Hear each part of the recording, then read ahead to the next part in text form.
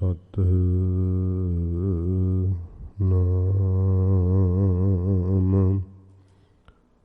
ਕਰਤਾ ਪੁਰਖ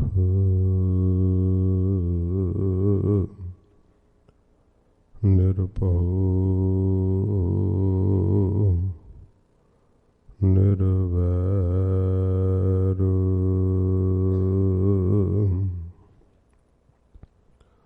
ਅਕਾਲ ਮੂਰਤ ਅਜੂਨੀ ਸੈਭੰ ਗੁਰ ਪ੍ਰਸਾਦਿ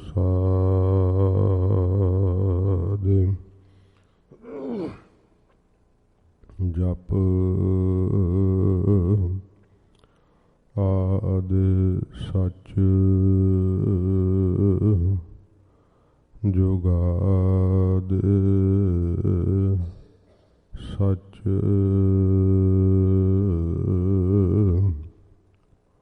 ਹੈ ਭੀ ਸਚ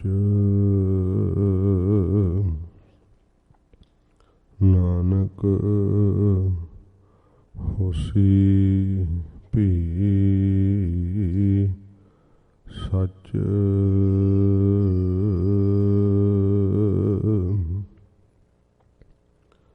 ਇਕ ਮਨ ਪੁਰਖ ਧਿਆਏ ਬਰ ਦਾਤਾ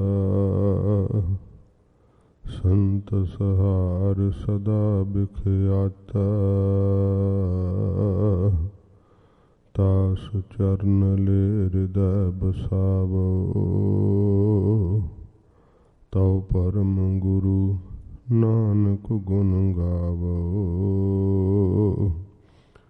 ਗਾਵੋ ਗੁਣ ਪਰਮ ਗੁਰੂ ਸੁਖ ਸਾਗਰ ਦੁਰਤ ਨਿਵਾਰਣ ਸ਼ਬਦ ਸਰੇ ਗਾਵਹਿ ਗੰਭੀਰ ਧੀਰ ਮਤ ਸਾਗਰ ਜੋਗੀ ਜੰਗਮ ਧਿਆਨ ਤਰੇ ਗਾਵਹਿ ਇੰਦਰਾਦ ਭਗਤ ਪ੍ਰਹਿਲਾਦਕ ਆਤਮ ਰਸ ਜਿਨ ਜਾਣਿਓ ਕਬ ਕਲ ਸੁਜਸ ਗਾਵੋ ਗੁਰੂ ਨਾਨਕ ਰਾਜ ਜੋਗ ਜਿਨ ਮਾਣਿਓ ਸੂਰਾ ਸੋ ਪਹਿਚਾਨੀਐ ਜੋ ਲਰੈ ਦੀਨ ਕੇ ਹੇਤ ਪੁਰਜਾ ਪੁਰਜਾ ਕਟ ਮਾਰੈ ਕਬਹੂ ਨ ਛਾਡੈ ਖੇਤ ਅਮੇ ਦ੍ਰਿਸ਼ਟ ਸੁਭ ਕਰੈ ਹਰੈ ਅਗ ਪਾਪ ਸਕਲ ਮਲ ਕਾਮ ਕ੍ਰੋਧ ਅਰ ਲੋਭ ਮੋਹ ਵਸ ਕਰੈ ਸਭੈ ਬਲ ਸਦਾ ਸੁਖ ਮਨ ਵਸੈ ਦੁਖ ਸੰਸਾਰ ਖੋਵੈ ਗੁਰ ਨਵ ਨਿਧ ਦਰਿਆਓ ਜਨਮ ਹਮ ਕਾਲਖ ਧੋਵੈ ਸੁਕਹੋ ਟਲ ਗੁਰ ਸੇਵੀਐ ਅਹਨਿਸ ਸਹਜ ਸੁਭਾਏ ਦਰਸ਼ਨ ਪਰਸੈ ਗੁਰੂ ਕੈ ਜਨਮ ਮਰਨ ਦੁਖ ਜਾਏ ਦਰਸ਼ਨ ਪਰਸੈ ਗੁਰੂ ਕੈ ਜਨਮ ਮਰਨ ਦੁਖ ਜਾਏ। ਸਤਨਾਮ ਸ੍ਰੀ ਵਾਹਿਗੁਰੂ ਸਾਹਿਬ ਜੀ। 12 ਮਾਹਾ ਮਾਂਝ ਮਹੱਲਾ ਪੰਜਵਾ ਘਰ ਚੌਥਾ। ਇਕ ਓੰਕਾਰ ਸਤਿਗੁਰ ਪ੍ਰਸਾਦਿ। ਕਿਰਤ ਕਰਮ ਕੇ ਵਿਛੋੜੇ ਕਰ ਕਿਰਪਾ ਮਿਲੋ ਰਾਮ। ਚਾਰ ਕੁੰਟ ਦਹਿ ਦਿਸ ਭ੍ਰਮੇ, ਥਕ ਆਏ ਪ੍ਰਭ ਕੀ ਸਾਮ। ਕਿਰਤ ਕਰਮ ਕੇ ਵਿਛੋੜੇ, ਕਰ ਕਿਰਪਾ ਮਿਲਹੁ ਰਾਮ। ਚਾਰ ਕੁੰਟ ਦਹਿ ਦਿਸ ਭ੍ਰਮੇ, ਥਕ ਆਏ ਪ੍ਰਭ ਕੀ ਸਾਮ। ਧੇਨ ਦੁਧੈ ਤੇ ਬਾਹਰੀ, ਕਿਤੈ ਨ ਆਵੈ ਕਾਮ। ਜਲ ਬਿਨ ਸਾਖ ਕੁਮਲਾਵਤੀ, ਉਪਜਹਿ ਨਾਹੀ ਦਾਮ। ਹਰ ਨਾਹ ਨ ਮਿਲੀਐ ਸਾਜਨੈ, ਕਤ ਪਾਈਐ ਬਿਸਰਾਮ। ਜਿਤ ਘਰ ਹਰ ਕੰਤ ਨਾ ਪ੍ਰਗਟਈ, ਭਟ ਨਗਰ ਸੇ ਗ੍ਰਾਮ। ਸਰਬ ਸੀਗਾਰ ਤੰਬੋਲ ਰਸ, ਸਣ ਦੇਹੀ ਸਭ ਖਾਮ। ਪ੍ਰਭ ਸੁਆਮੀ ਕੰਤ ਵਿਹੂਣੀਆ, ਮੀਤ ਸੱਜਣ ਸਭ ਜਾਮ। ਨਾਨਕ ਕੀ ਬੇਨੰਤੀਆ, ਕਰ ਕਿਰਪਾ ਦੀਜੈ ਨਾਮ। ਹਰ ਮੇਲਹੁ ਸੁਆਮੀ ਸੰਗ ਪ੍ਰਭ, ਜਿਸ ਕਾ ਨਿਹਚਲ ਧਾਮ। ਚੇਤ ਗੋਵਿੰਦ ਅਰਾਧੀਐ, ਹੋਵੈ ਆਨੰਦ ਘਣਾ। ਸੰਤ ਜਨਾ ਮਿਲ ਪਾਈਐ, ਰਸਨਾ ਨਾਮ ਪਣਾ। ਜਿਨ ਪਾਇਆ ਪ੍ਰਭ ਆਪਣਾ, ਆਏ ਤਿਸਹਿ ਗਣਾ। ਇਕ ਖਿਨ ਤਿਸ ਬਿਨ ਜੀਵਣਾ, ਬਿਰਥਾ ਜਨਮ ਜਣਾ। ਜਲ ਥਲ ਮਹੀਲ ਪੂਰਿਆ, ਰਵਿਆ ਵਿੱਚ ਵਣਾ। ਸੋ ਪ੍ਰਭ ਚਿਤ ਨ ਆਵਈ, ਕਿਤੜਾ ਦੁਖ ਗਣਾ। ਜਿਨੀ ਰਾਵਿਆ ਸੋ ਪ੍ਰਭੂ, ਤਿੰਨਾ ਭਾਗ ਮਣਾ। ਹਰ ਦਰਸ਼ਨ ਕੋ ਮਨ ਲੋਚਦਾ, ਨਾਨਕ ਪਿਆਸ ਮਨਾ। ਚੇਤ ਮਿਲਾਏ ਸੋ ਪ੍ਰਭੂ, ਤਿਸ ਕੈ ਪਾਏ ਲੱਗਾ। ਹਰ ਦਰਸ਼ਨ ਕੋ ਮਨ ਲੋਚਦਾ, ਨਾਨਕ ਪਿਆਸ ਮਨਾ। ਚੇਤ ਮਿਲਾਏ ਸੋ ਪ੍ਰਭੂ, ਤਿਸ ਕੈ ਪਾਏ ਲੱਗਾ। ਵਾਹਿਗੁਰੂ ਜੀ ਕਾ ਖਾਲਸਾ, ਵਾਹਿਗੁਰੂ ਜੀ ਕੀ ਫਤਿਹ। ਸੱਚੇ ਪਾਤਸ਼ਾਹ ਦੀਨ ਦਿਆਲ ਸਤਿਗੁਰੂ 10 ਪਾਤਸ਼ਾਹੀਆਂ ਦੇ ਆਤਮਕ ਸਵਰੂਪ, ਕਿਰਪਾ ਦੇ ਸਾਗਰ ਧੰਨ ਸਾਹਿਬ ਸ੍ਰੀ ਗੁਰੂ ਗ੍ਰੰਥ ਸਾਹਿਬ ਜੀ ਮਹਾਰਾਜ, ਸਤਿਗੁਰੂ ਜੀ ਦੀ ਮਿਹਰ ਸਦਕਾ ਇਹ ਸਤਸੰਗਤ ਦੀਆਂ ਪਵਿੱਤਰ ਘੜੀਆਂ ਆਪਾਂ ਨੂੰ ਪ੍ਰਾਪਤ ਹੋਈਆਂ ਹਨ। ਅੱਜ ਚੇਤਰ ਦੀ ਸੰਗਰਾਂਦ ਦਾ ਪੁਰਬ ਹੈ, ਨਵਾਂ ਸਾਲ ਚੜ੍ਹਿਆ। ਅੰਮ੍ਰਿਤ ਵੇਲੇ ਵੀ ਗੁਰਦੁਆਰਾ ਸਾਹਿਬ ਵਿਖੇ ਦੀਵਾਨ ਸਜੇ ਸਨ ਮਹਾਰਾਜ ਦੇ ਹਜ਼ੂਰ। 12 ਮਾਹ ਦੇ ਵਿੱਚੋਂ ਪਹਿਲੀ ਪੌੜੀ ਦੀ ਅਤੇ ਚੇਤਰ ਦੇ ਮਹੀਨੇ ਦੀ ਕਥਾ ਹੋਈ ਸੀ। ਸੰਗਤਾਂ ਦੀ ਇੱਛਾ ਸੀ ਕਿ ਸ਼ਾਮ ਨੂੰ ਵੀ ਦੀਵਾਨ ਸਜਾਇਆ ਜਾਵੇ। ਸੰਗਤਾਂ ਦੀ ਇੱਛਾ ਜਾਣ ਕਰਕੇ ਹੁਣ ਸ਼ਾਮ ਦੇ ਦੀਵਾਨ ਵਿੱਚ ਵੀ ਇਹ ਚੇਤਰ ਦੇ ਮਹੀਨੇ ਦੀ ਕਥਾ ਹੋਵੇਗੀ, ਜੋ ਇਹ ਸਤਿਗੁਰੂ ਜੀ ਨੇ ਸਾਨੂੰ ਪਵਿੱਤਰ 12 ਮਹੀਨਿਆਂ ਦਾ ਫਲਾਦੇਸ਼ ਬਖਸ਼ਿਸ਼ ਕੀਤਾ ਹੈ। ਚੇਤਰ ਦਾ ਮਹੀਨਾ ਪਹਿਲਾ ਮਹੀਨਾ ਹੈ, ਫੱਗਣ ਦਾ ਮਹੀਨਾ 12ਵਾਂ ਮਹੀਨਾ ਹੈ। ਫੱਗਣ ਦਾ ਮਹੀਨਾ ਸੰਪੂਰਨ ਹੋਣ 'ਤੇ ਹੁਣ ਚੇਤਰ ਦਾ ਮਹੀਨਾ ਚੜ੍ਹਿਆ, ਅੱਜ ਸੰਗਰਾਂਦ ਦਾ ਪੁਰਬ ਹੈ। ਨਵਾਂ ਸਾਲ, ਨਵੀਆਂ ਉਮੀਦਾਂ, ਕਿਉਂਕਿ ਸਮੇਂ ਦੇ ਸੂਚਕ ਨਾਲ ਆਪਣੇ ਆਪ ਵਿੱਚ ਤਬਦੀਲੀ ਲਿਆਉਣੀ ਚਾਹੀਦੀ ਹੈ। ਲੰਘਿਆ ਸਮਾਂ ਮਹਾਰਾਜ ਜੀ ਨੇ ਸਾਨੂੰ ਸਿੱਖਿਆ ਦਿੱਤੀ ਹੈ, ਬਹਿਤੀ ਜਾਤ ਕਦੇ ਦ੍ਰਿਸ਼ਟ ਨਾ ਧਾਰਤ।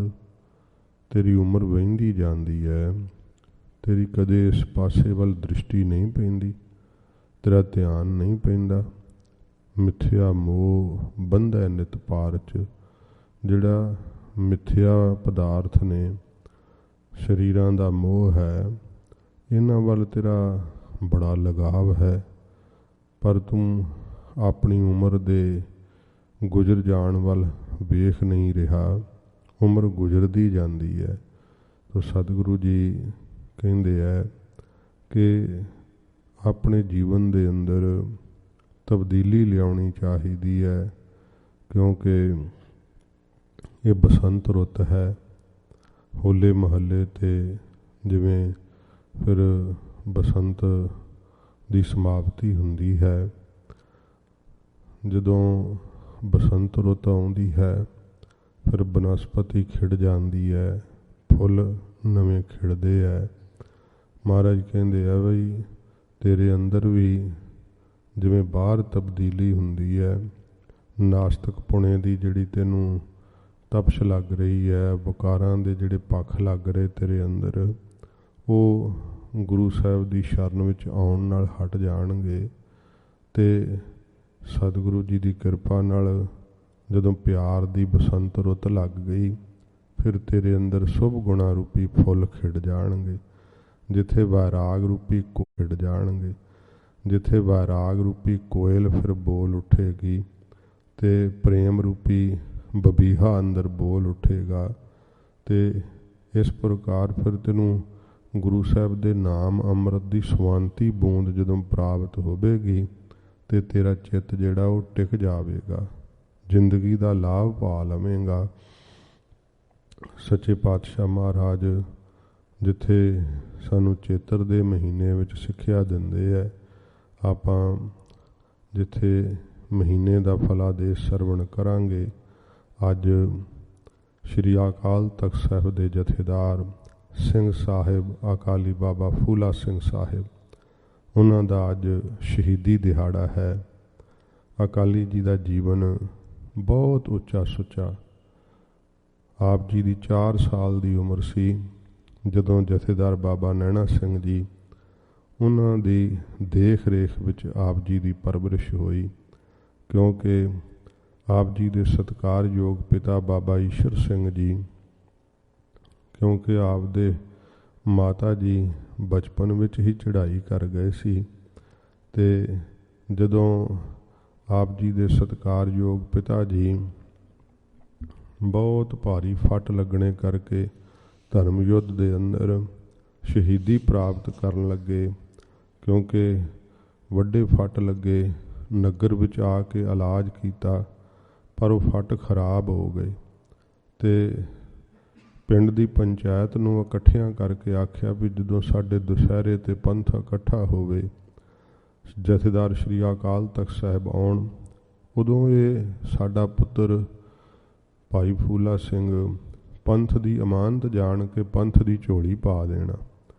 ਜਦੋਂ ਫਿਰ ਉਹ ਗੁਰਪੁਰੀ ਪਿਆਨਾ ਕਰ ਗਏ ਅਤੇ ਪੰਥ ਦੀ ਇਕੱਤਰਤਾ ਹੋਈ, ਅਤੇ ਪੰਥ ਦੇ ਇਕੱਠਿਆਂ ਹੋਣ 'ਤੇ ਨਗਰ ਦੀ ਪੰਚਾਇਤ ਨੇ ਤੇ ਸਮੇਂ ਬੇਨਤੀ ਕੀਤੀ ਜਥੇਦਾਰ ਬਾਬਾ ਨੈਣਾ ਸਿੰਘ ਜੀ ਨੂੰ ਕਿ ਸਤਿਕਾਰਯੋਗ ਬਾਬਾ ਈਸ਼ਰ ਸਿੰਘ ਜੀ ਗੁਰਪੁਰੀ ਪਿਆਨਾ ਕਰਨ ਲੱਗਿਆਂ ਆਪਣੇ 4 ਸਾਲ ਦੇ ਭੁਜੰਗੀ ਨੂੰ ਤੁਹਾਡੇ ਸਪੁਰਦ ਕਰਨ ਲਈ ਬੇਨਤੀ ਕਰ ਗਏ ਹੈ। ਆਪ ਇਸ ਭੁਜੰਗੀ ਨੂੰ ਆਪਣੀ ਗੋਦ ਵਿੱਚ ਬੈਠਣ ਦਾ ਮਾਣ ਬਖਸ਼ੋ। ਜਥੇਦਾਰ ਬਾਬਾ ਨੈਣਾ ਸਿੰਘ ਜੀ, ਜਦੋਂ ਆਪਾਂ ਗੁਰਦੁਆਰਾ ਬਬੇਕਸਰ ਸਾਹਿਬ ਦੀਆਂ ਪਰਿਕਰਮਾ ਕਰੀਏ ਨਾ, ਅਤੇ ਪਰਿਕਰਮਾ ਸਰੋਵਰ ਦੀਆਂ ਪਰਿਕਰਮਾ ਦੇ ਨਾਲ ਜਥੇਦਾਰ ਬਾਬਾ ਨੈਣਾ ਸਿੰਘ ਜੀ ਦਾ ਅੰਗੀਠਾ ਬਣਿਆ ਹੋਇਆ ਹੈ, ਅਤੇ ਜਥੇਦਾਰ ਜੀ ਨੇ ਅਕਾਲੀ ਬਾਬਾ ਫੂਲਾ ਸਿੰਘ ਸਾਹਿਬ ਜੋ ਉਸ ਸਮੇਂ ਉਮਰ 4 ਸਾਲ ਦੀ ਸੀ, ਆਪਣੀ ਗੋਦ ਵਿੱਚ ਬੈਠਣ ਦਾ ਮਾਣ ਦਿੱਤਾ। ਗੁਰਮਤਿ ਦੀ ਵਿੱਦਿਆ ਪੜ੍ਹਾਈ।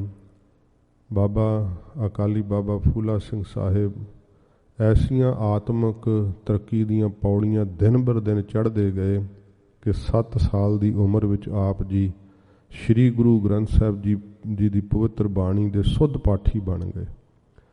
ਹਜ਼ੂਰ ਦੀ ਤਾਬਿਆ ਬੈਠ ਕਰਕੇ ਬਾਣੀ ਪੜ੍ਹਦੇ। 10 ਗ੍ਰੰਥੀ 5 ਗ੍ਰੰਥੀ ਜ਼ੁਬਾਨੀ ਯਾਦ ਕਰ ਲਈ। ਇੰਨਾ ਚਿਹਰੇ ਤੇ ਨੂਰ ਨਾਮ ਦਾ ਹਰ ਸਿੰਘ ਆਪ ਦਾ ਸਤਿਕਾਰ ਕਰਦਾ, ਸਦਾ ਲੰਗਰ ਵਿੱਚ ਸੇਵਾ ਕਰਦੇ ਰਹਿੰਦੇ, ਘੋੜਿਆਂ ਦੀ ਲਿੱਦ ਹਟਾਉਣ ਦੀ ਸੇਵਾ ਕਰਦੇ ਰਹਿੰਦੇ। ਐਸਾ ਜੀਵਨ ਉੱਚਾ ਸੁੱਚਾ ਬਣ ਗਿਆ ਕਿ ਹਰ ਵੇਲੇ ਨਾਮ ਵਿੱਚ ਸੁਰਤ ਟਿਕੀ ਰਹਿੰਦੀ। ਜਦੋਂ ਜਥੇਦਾਰ ਬਾਬਾ ਨੈਣਾ ਸਿੰਘ ਜੀ ਦਾ ਅਕਾਲ ਚਲਾਣਾ ਹੋਇਆ, ਆਪ ਜੀ ਦੀ ਸੇਵਾ ਭਗਤੀ ਨਿਸ਼ਠਾ ਵੇਖ ਕਰਕੇ, ਕਿਉਂਕਿ ਆਪ ਜੀ ਜਿੰਨਾ ਚਿਰ ਆਪਣਾ ਸਾਰਾ ਨਿਤਨੇਮ ਨਹੀਂ ਸੀ ਕਰ ਲੈਂਦੇ, ਸ਼੍ਰੀ ਗੁਰੂ ਗ੍ਰੰਥ ਸਾਹਿਬ ਦਾ ਦਰਸ਼ਨ ਕਰਕੇ ਫਿਰ ਮੁੱਖ ਵਿੱਚ ਅੰਨ ਦਾ ਦਾਣਾ ਤੇ ਪਾਣੀ ਦੀ ਬੂੰਦ ਪਾਇਆ ਕਰਦੇ। ਗੁਰੂ ਸਾਹਿਬ ਦੇ ਦਰਸ਼ਨ ਤੋਂ ਬਿਨਾਂ, ਆਪਣਾ ਨਿਤਨੇਮ ਪੂਰਾ ਕੀਤੇ ਤੋਂ ਬਿਨਾਂ ਆਪ ਜਲ ਪਾਣੀ ਨਹੀਂ ਸੀ ਗ੍ਰਹਿਣ ਕਰਿਆ ਕਰਦੇ। ਪੰਥ ਨੇ ਆਪ ਜੀ ਨੂੰ ਪੰਥ ਦੀ ਜਥੇਦਾਰੀ ਦਾ ਮਾਣ ਬਖਸ਼ਿਸ਼ ਕੀਤਾ। ਸ਼੍ਰੀ ਅਕਾਲ ਤਖਤ ਸਾਹਿਬ ਦੇ ਜਥੇਦਾਰ ਅਕਾਲੀ ਬਾਬਾ ਫੂਲਾ ਸਿੰਘ ਸਾਹਿਬ ਜੀ ਨੂੰ ਇਸ ਸਮੇਂ ਬਣਾਇਆ ਗਿਆ। ਪੰਥ ਦੀ ਇਹ ਸਰਦਾਰੀ ਪ੍ਰਾਪਤ ਹੋਈ। ਉਸ ਸਮੇਂ ਦੇਸ਼ ਦੀ ਧਰਤੀ ਦੇ ਉੱਤੇ ਖਾਲਸਾ ਰਾਜ ਸੀ। ਬਹੁਤ ਸ਼ਾਨਾ ਮੱਤਿਆ ਇਤਿਹਾਸ ਆਪ ਜੀ ਨੇ ਸਿਰਜਿਆ। ਗੁਰਮਤਿ ਦੇ ਅਸੂਲਾਂ ਨੂੰ ਕਦੇ ਟੁੱਟਣ ਨਾ ਦਿੱਤਾ। ਵੱਡੀ ਤੋਂ ਵੱਡੀ ਵੀ ਖਾਲਸਾ ਪੰਥ ਦੀ ਜਿੱਤ ਵਾਸਤੇ ਕੋਈ ਕਿਸੇ ਪ੍ਰਕਾਰ ਵੀ ਮੁਸੀਬਤ ਝੱਲਣੀ ਪਈ ਤੇ ਸਭ ਤੋਂ ਅੱਗੇ ਹੋ ਕਰਕੇ ਉਸ ਮੁਸੀਬਤ ਦਾ ਸਾਹਮਣਾ ਕੀਤਾ। ਮੁਲਤਾਨ ਦੀ ਜੰਗ ਗਵਾਹੀ ਦਿੰਦੀ ਹੈ ਕਿ ਜਿੱਥੇ ਏਡਾ ਵੱਡਾ ਪ੍ਰਬੰਧ ਸੀ, ਤੋਪ ਦੇ ਵੱਜੇ ਹੋਏ ਗੋਲਿਆਂ ਨੂੰ ਝਾਟੀ ਉਹ ਪਾੜ ਪਿਆਂ ਨੂੰ ਪੂਰ ਲੈਂਦੇ ਸਨ। ਅਕਾਲੀ ਬਾਬਾ ਫੂਲਾ ਸਿੰਘ ਸਾਹਿਬ ਜੀ ਨੇ ਜਦੋਂ ਤੋਪ ਦਾ ਪਹੀਆ ਵੀ ਟੁੱਟ ਚੁੱਕਾ ਸੀ ਤੇ ਸਿੰਘਾਂ ਨੂੰ ਕਿਹਾ ਸੀ, ਖਾਲਸਾ ਜੀ ਹੁਣ ਸ਼ਹੀਦੀਆਂ ਦੇਣ ਦਾ ਸਮਾਂ ਆ ਗਿਆ। ਤੇ ਤੋਪ ਨੂੰ ਇੱਕ ਪਾਸੇ ਸਿੰਘ ਮੋਢਾ ਦਿੰਦੇ, ਨਾਲ ਹੀ ਜਦੋਂ ਤੋਪ ਚੱਲਦੀ ਤੇ ਗਰਦਨ ਦੀ ਕੰਢੀ ਟੁੱਟ ਕੇ ਹੋ ਜਾਂਦੀ, ਸਿੰਘ ਸ਼ਹੀਦ ਹੋ ਜਾਂਦਾ। ਇੱਕ ਅੰਗਰੇਜ਼ ਰਾਈਟਰ ਨੇ ਉਸ ਸਮੇਂ ਦੇ, ਜਦੋਂ ਉਹ ਖੁਦ ਫੌਜ ਵਿੱਚ ਸੀਗਾ, ਕਹਿੰਦਾ ਕਿ ਮੈਂ ਵੇਖ ਰਿਹਾ ਸਾਂ ਕਿ ਹੁਣ ਤਾਂ ਸਾਰੇ ਪਿੱਛੇ ਹਟ ਜਾਣਗੇ ਤੇ ਇੱਕ ਨੂੰ ਮਰਦਿਆਂ ਵੇਖ ਕਰਕੇ, ਪਰ ਕਹਿੰਦਾ ਮੇਰੀ ਹੈਰਾਨੀ ਦੀ ਹੱਦ ਨਾ ਰਹੀ ਜਦੋਂ ਉਸ ਤੋਪ ਨੂੰ ਮੋਢਾ ਦੇਣ ਵਾਸਤੇ ਸਿੰਘਾਂ ਦੀ ਲਾਈਨ ਲੱਗ ਗਈ। ਉਹਨਾਂ ਦਾ ਜੋਸ਼ ਵੇਖ ਕੇ ਕਹਿੰਦਾ ਮੈਂ ਵੀ ਉਸ ਲਾਈਨ ਵਿੱਚ ਖਲੋ ਗਿਆ ਤੇ ਮੇਰੇ ਤੋਂ ਪਹਿਲਾਂ ਜਿਸ ਸਿੰਘ ਨੇ ਮੋਢਾ ਦਿੱਤਾ ਸੀ, ਗੋਲਾ ਚੱਲਣ ਨਾਲ ਉਹਦੀ ਕੰਢੀ ਟੁੱਟ ਗਈ, ਪਾੜ ਪੈ ਗਿਆ। ਅਕਾਲੀ ਜੀ ਨੇ ਉਸ ਸਮੇਂ ਆਪਣਾ ਘੋੜਾ ਕੁਦਾ ਕੇ ਕਿਲੇ ਦੇ ਅੰਦਰ ਵਾੜ ਦਿੱਤਾ। ਬਹੁਤ ਵੀਰਤਾ ਨਾਲ ਮੁਲਤਾਨ ਦੇ ਕਿਲੇ ਨੂੰ ਫਤਿਹ ਕੀਤਾ। ਬੜਾ ਸ਼ਾਨਾ ਮੱਤਾ ਇਤਿਹਾਸ ਸਿਰਜਿਆ। ਜਿਹੜੇ ਕੋਈ ਮੁਹਿੰਮ ਸਰ ਨਹੀਂ ਸੀ ਹੁੰਦੀ ਮਹਾਰਾਜੇ ਕੋਲੋਂ, ਉਹ ਮਹਾਰਾਜਾ ਸਾਹਿਬ ਆਪ ਜੀ ਨੂੰ ਬੇਨਤੀ ਕਰਿਆ ਕਰਦੇ। ਆਪ ਆਪਣੀ ਅਕਾਲੀ ਫੌਜ ਨਾਲ ਹਰੇਕ ਮੁਹਿੰਮ ਵਿੱਚ ਅੱਗੇ ਵੱਧ ਚੜ੍ਹ ਕੇ ਲੜਿਆ ਕਰਦੇ। ਤੇ ਸ਼ੇਰੇ ਪੰਜਾਬ ਨੇ ਇੱਕ ਵਾਰੀ ਕਿਹਾ ਸੀ, ਜਥੇਦਾਰ ਜੀ ਜੋ ਤੁਹਾਡੀਆਂ ਸੇਵਾਵਾਂ ਨੇ, ਤੁਹਾਡੀਆਂ ਸੇਵਾਵਾਂ ਨੂੰ ਮੱਦੇ ਨਜ਼ਰ ਰੱਖਦਿਆਂ ਹੋਇਆਂ ਮੈਂ ਸਰਕਾਰੀ ਖਜ਼ਾਨੇ ਦੇ ਮੂੰਹ ਖੋਲ੍ਹ ਦਿਆਂਗਾ। ਅਕਾਲੀ ਜੀ ਕਹਿਣ ਲੱਗੇ, ਮਹਾਰਾਜਾ ਅਸੀਂ ਮਾਇਆ ਵਾਸਤੇ ਨਹੀਂ ਲੜਦੇ, ਅਸੀਂ ਕਿਸੇ ਖਜ਼ਾਨੇ ਦੀ ਪ੍ਰਾਪਤੀ ਵਾਸਤੇ ਨਹੀਂ ਲੜਦੇ, ਅਸੀਂ ਤਾਂ ਖਾਲਸਾ ਰਾਜ ਸਦਾ ਮੌਲਦਾ ਰਹੇ, ਖਾਲਸਾ ਰਾਜ ਦੀ ਸਦਾ ਸਲਾਮਤੀ ਰਹੇ, ਸਦਾ ਸਿੰਘਾਂ ਦੇ ਬੋਲ ਬਾਲੇ ਰਹਿਣ। ਅਸੀਂ ਇਸ ਕਰਕੇ ਮੈਦਾਨੇ ਜੰਗਾਂ ਦੇ ਅੰਦਰ ਅੱਗੇ ਵੱਧ ਕੇ ਲੜਦੇ ਹਾਂ ਤੇ ਜਦੋਂ ਵੀ ਲੋੜ ਪਵੇਗੀ ਅਸੀਂ ਸਦਾ ਲਈ ਆਪਣਾ ਤਨ ਮਨ ਧਨ ਦੇ ਕਰਕੇ ਪੰਥ ਦੀ ਚੜ੍ਹਦੀ ਕਲਾ ਲਈ ਸਦਾ ਲੜਦੇ ਰਹਾਂਗੇ, ਦੁਸ਼ਮਣਾਂ ਨਾਲ ਲੋਹਾ ਲੈਂਦੇ ਰਹਾਂਗੇ। ਅਕਾਲੀ ਬਾਬਾ ਫੂਲਾ ਸਿੰਘ ਸਾਹਿਬ ਬਹੁਤ ਦੂਰ ਅੰਦੇਸ਼ ਸਨ। ਮਹਾਰਾਜਾ ਰਣਜੀਤ ਸਿੰਘ ਸਾਹਿਬ ਨੂੰ ਬਹੁਤ ਸਾਰੀਆਂ ਸਲਾਹਾਂ ਵੀ ਦਿਆ ਕਰਦੇ। ਜਦੋਂ ਮਹਾਰਾਜੇ ਵਿੱਚ ਕੁਝ ਢਿਲਾਈ ਵੇਖੀ ਸੀ ਤਾਂ ਅਕਾਲੀ ਬਾਬਾ ਫੂਲਾ ਸਿੰਘ ਸਾਹਿਬ ਨੇ ਆਪ ਨੂੰ ਸ਼੍ਰੀ ਅਕਾਲ ਤਖਤ ਸਾਹਿਬ 'ਤੇ ਤਲਬ ਕਰ ਲਿਆ ਸੀਗਾ। ਉਸ ਇਮਲੀ ਦੇ ਰੁੱਖ ਨੂੰ ਅੱਜ ਵੀ ਉਹ ਇਮਲੀ ਦਾ ਰੁੱਖ ਜਦੋਂ ਜੂਨ 1984 ਦਾ ਹਮਲਾ ਹੋਇਆ ਅਤੇ ਉਹ ਇਮਲੀ ਦਾ ਰੁੱਖ ਜਿੱਥੇ ਬੰਬਾਂ ਦੇ ਗੋਲਿਆਂ ਨਾਲ ਸਭ ਕੁਛ ਤਹਿਸ਼ ਨਾਸ਼ ਕੀਤਾ, ਇਮਲੀ ਦਾ ਰੁੱਖ ਵੀ ਨਸ਼ਟ ਹੋ ਗਿਆ ਸੀ। ਸ਼੍ਰੀਮਾਨ ਸੰਤ ਬਾਬਾ ਠਾਕੁਰ ਸਿੰਘ ਜੀ ਮਹਾਰਾਜ ਜਦੋਂ ਸੇਵਾ ਕਰਵਾਈ ਹੈ, ਕਿਹਾ ਵੀ ਇਮਲੀ ਦਾ ਰੁੱਖ ਪੂਰੀ ਨਿਸ਼ਾਨਦੇਹੀ 'ਤੇ ਲੱਗਣਾ ਚਾਹੀਦਾ ਜਿੱਥੇ ਪਹਿਲਾਂ ਸੀਗਾ। ਅਤੇ ਫਿਰ ਕਿਹਾ ਕੁਛ ਸਿਆਣਿਆਂ ਨੇ ਕਿ ਮਹਾਰਾਜ ਇਹ ਤਾਂ ਨਾ ਇਹਦੀ ਇੱਥੇ ਕਿਸੇ ਛਾਵੇਂ ਬੈਠਣਾ ਅਤੇ ਨਾ ਇਹਨੂੰ ਕੋਈ ਫਲ ਇਹੋ ਜਿਹਾ ਲੱਗਦਾ ਅਤੇ ਇਹਦੇ ਲਾਉਣ ਦੀ ਕੀ ਲੋੜ ਹੈ। ਅਤੇ ਉਸ ਸਮੇਂ ਸੂਝਵਾਨ ਸਿੰਘਾਂ ਨੂੰ ਮਹਾਂਪੁਰਖਾਂ ਨੇ ਆਖਿਆ ਵੀ ਦੱਸੋ, ਇਸ ਦੀ ਗੱਲ ਦੱਸੋ, ਇਹਦਾ ਇਤਿਹਾਸ ਦੱਸੋ। ਫਿਰ ਸਿੰਘਾਂ ਨੇ ਕਿਹਾ ਬਈ ਭਾਵੇਂ ਕਿ ਇਹਦੀ ਛਾਵੇਂ ਨਹੀਂ ਕਿਸੇ ਬੈਠਣਾ, ਭਾਵੇਂ ਕਿ ਇਹਦੇ ਫਲ ਦੀ ਕਿਸੇ ਬਹੁਤ ਵੱਡੇ ਪੱਧਰ 'ਤੇ ਕੋਈ ਜਾਂ ਕਿਸੇ ਪ੍ਰਕਾਰ ਵਰਤੋਂ ਨਹੀਂ ਹੈ, ਪਰ ਇਹ ਇਮਲੀ ਦਾ ਰੁੱਖ ਸਾਡੇ ਇਤਿਹਾਸ ਦੀ ਨਿਸ਼ਾਨਦੇਹੀ ਕਰਦਾ। ਇਹ ਇਮਲੀ ਦਾ ਰੁੱਖ ਸਾਡੀਆਂ ਆਉਣ ਵਾਲੀਆਂ ਨਸਲਾਂ ਨੂੰ ਦਰਸਾਉਂਦਾ ਰਹੇਗਾ ਕਿ ਧਰਮ ਨੇ ਰਾਜਨੀਤੀ ਨੂੰ ਇੱਥੇ ਬੰਨਿਆ ਸੀਗਾ। ਜੇ ਰਾਜਨੀਤਿਕ ਲੋਕ ਧਾਰਮਿਕ ਅਸਥਾਨਾਂ 'ਤੇ ਹਾਵੀ ਹੋ ਜਾਣ ਤਾਂ ਫਿਰ ਕੀ ਕੁਛ ਹੁੰਦਾ ਹੈ ਜੋ ਕੁਝ ਹੁਣ ਹੋ ਰਿਹਾ। ਅਤੇ ਜਿਹਦੇ ਧਰਮ ਦੇ ਹੱਥ ਵਿੱਚ ਵਾਗ ਡੋਰ ਹੋਵੇ, ਅਕਾਲੀ ਜੀ ਧਰਮੀ ਸੀ, ਧਰਮ ਦੇ ਅਸੂਲਾਂ ਨੂੰ ਨਾ ਸੀ ਕਦੇ ਟੁੱਟਣ ਦਿੰਦੇ। ਅਤੇ ਉੱਥੇ ਵੀਰ ਆਸਣ ਲਾਇਆ ਹੋਇਆ ਚਬੂਤਰੇ ਵਿੱਚ ਕਿਹਾ ਸੀ ਬੰਨ੍ਹ ਲਓ ਇਸ ਨੂੰ ਇਮਲੀ ਦੇ ਰੁੱਖ ਨਾਲ। ਅਤੇ ਮਹਾਰਾਜੇ ਨੂੰ ਪਤਾ ਸੀ ਕਿ ਜਥੇਦਾਰ ਦੀ ਕੀ ਪਾਵਰ ਹੁੰਦੀ। ਹੱਥ ਜੋੜ ਕੇ ਆਖਿਆ ਜਥੇਦਾਰ ਜੀ ਜਿੰਨੇ ਵੀ ਵਕਾਰ ਹੈ ਮੇਰੇ ਵਿੱਚ ਇੱਥੋਂ ਹੀ ਕੱਢ ਦਿਓ, ਮੈਨੂੰ ਪਰਲੋਕ ਵਿੱਚ ਮਾਰ ਨਾ ਖਾਣੀ ਪਵੇ। ਅਤੇ ਜਦੋਂ ਕੋਟੜਿਆਂ ਦਾ ਹੁਕਮ ਸੁਣਾਇਆ, ਮਹਾਰਾਜੇ ਨੇ ਇੰਨੀ ਨਿਮਰਤਾ ਨਾਲ ਬੇਨਤੀ ਕੀਤੀ, ਉਸ ਸਮੇਂ ਅਕਾਲੀ ਜੀ ਨੇ ਕਿਹਾ ਕਿ ਕੋਈ ਗੱਲ ਨਹੀਂ, ਹੁਣ ਵੱਜਿਆਂ ਵਰਗੇ ਹੋ ਗਏ। ਅਤੇ ਦਮਦਮੀ ਟਕਸਾਲ ਦੇ ਮੁਖੀ, ਸੱਚਖੰਡ ਸ੍ਰੀ ਹਰਿਮੰਦਰ ਸਾਹਿਬ ਦੇ ਹੈੱਡ ਗ੍ਰੰਥੀ ਗਿਆਨੀ ਸੰਤ ਸਿੰਘ ਜੀ ਮਹਾਰਾਜ, ਉਹਨਾਂ ਉਸ ਸਮੇਂ ਅਕਾਲੀ ਜੀ ਨੂੰ ਕਿਹਾ ਕਿ ਮਹਾਰਾਜੇ ਨੂੰ ਸੋਨੇ ਦੀ ਤਨਖਾਹ ਲਾਓ, ਸੇਵਾ ਲਾਓ।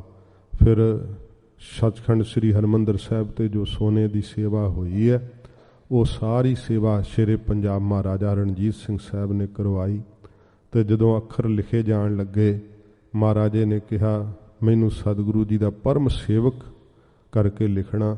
ਇਉਂ ਫਿਰ ਉਹ ਸ਼ਬਦ ਲਿਖੇ ਹੋਏ ਹੈ ਕਿ ਸਿੰਘ ਸਾਹਿਬ ਮਹਾਰਾਜਾ ਰਣਜੀਤ ਸਿੰਘ ਸਾਹਿਬ ਨੂੰ ਆਪਣਾ ਪਰਮ ਸੇਵਕ ਜਾਣ ਕੇ ਧੰਨ ਗੁਰੂ ਰਾਮਦਾਸ ਸਾਹਿਬ ਜੀ ਨੇ ਇਹ ਸੇਵਾ ਕਰਵਾਈ। ਅੱਜ ਵੀ ਉਹ ਸ਼ਬਦ ਲਿਖੇ ਹੋਏ ਹੈ। ਅਕਾਲੀ ਜੀ ਜਦੋਂ ਸ਼ਹੀਦ ਹੁੰਦੇ ਹੈ, ਸ਼ੇਰੇ ਪੰਜਾਬ ਮਹਾਰਾਜਾ ਰਣਜੀਤ ਸਿੰਘ ਸਾਹਿਬ ਜਦੋਂ ਰਣ ਤੱਤੇ ਵਿੱਚ ਜਾਣ ਦਾ ਜਿਹੜਾ ਸੀ ਉਹ ਸ੍ਰੀ ਸਾਹਿਬ ਹਲਾ ਕਰਕੇ ਇਹ ਨੌਸ਼ਹਿਰੇ ਦਾ ਜੰਗ ਜਦੋਂ ਇਸ਼ਾਰਾ ਕੀਤਾ, ਸਭ ਤੋਂ ਅੱਗੇ ਕਿਉਂਕਿ ਜਥੇਦਾਰ ਨੇ ਸ਼੍ਰੀ ਅਕਾਲ ਤਖਤ ਸਾਹਿਬ ਦੇ, ਇਸ ਕਰਕੇ ਇਹ ਨਹੀਂ ਕਿ ਜਦੋਂ ਸੁੱਖ ਹੈ ਅਤੇ ਸਾਰੇ ਰਸ ਭੋਗਣ ਨੂੰ ਹੈ ਅਤੇ ਉਦੋਂ ਅਸੀਂ ਜਥੇਦਾਰ ਹਾਂ, ਜਦੋਂ ਮੌਤ ਸਾਹਮਣੇ ਖਲੋ ਜੇ ਅਤੇ ਫਿਰ ਜਥੇਦਾਰ ਪਿੱਛੇ ਨਹੀਂ ਹਟਦਾ। ਜਥੇਦਾਰ ਜੀ ਸਭ ਤੋਂ ਅੱਗੇ ਹਾਥੀ ਦੀ ਅੰਬਾਰੀ ਵਿੱਚ ਬੈਠੇ ਹੋਏ ਸ਼ੇਰੇ ਪੰਜਾਬ ਮਹਾਰਾਜਾ ਰਣਜੀਤ ਸਿੰਘ ਸਾਹਿਬ ਨੇ ਉੱਚੀ ਥਾਂ 'ਤੇ ਖਲੋ ਕੇ ਜਦੋਂ ਆਪਣੀ ਸ੍ਰੀ ਸਾਹਿਬ ਦਾ ਇਸ਼ਾਰਾ ਕੀਤਾ ਅਤੇ ਸਾਰੀਆਂ ਜਿੰਨੀਆਂ ਰੈਜੀਮੈਂਟਾਂ ਸੀਗੀਆਂ ਕੂਚ ਕਰਨ ਲੱਗੀਆਂ। ਸਭ ਤੋਂ ਅੱਗੇ ਅਕਾਲੀ ਜੀ ਦਾ ਹਾਥੀ ਜਾ ਰਿਹਾ ਸੀ, ਜਿਸ ਹਾਥੀ ਦੀ ਅੰਬਾਰੀ ਵਿੱਚ ਅਕਾਲੀ ਜੀ ਵੀਰ ਆਸਣ ਲਾ ਕੇ ਬੈਠੇ ਹੋਏ ਸੀ। 2000 ਅਕਾਲੀ ਫੌਜ ਆਪ ਜੀ ਦੇ ਪਿੱਛੇ ਪਿੱਛੇ ਚੱਲ ਰਹੀ ਸੀ, ਘੋੜ ਸਵਾਰ। ਜਦੋਂ ਜਥੇਦਾਰ ਸਾਹਮਣੇ ਆਏ ਤਾਂ ਸ਼ੇਰੇ ਪੰਜਾਬ ਜੀ ਨੇ ਕੌਮ ਦੇ ਕੌਮੀ ਜਥੇਦਾਰ ਦਾ ਸਿਰ ਝੁਕਾ ਕੇ ਸਤਿਕਾਰ ਕਰਦਿਆਂ ਹੋਇਆਂ ਫਤਿਹ ਬੁਲਾਈ। ਜਥੇਦਾਰ ਜੀ ਨੇ ਮਹਾਰਾਜੇ ਦੀ ਫਤਿਹ ਦਾ ਜਵਾਬ ਫਤਿਹ ਵਿੱਚ ਦਿੱਤਾ। ਇੱਕ ਵਾਰੀ ਫਤਿਹ ਦੇ ਨਾਲ ਆਕਾਸ਼ ਗੂੰਜ ਉੱਠਿਆ।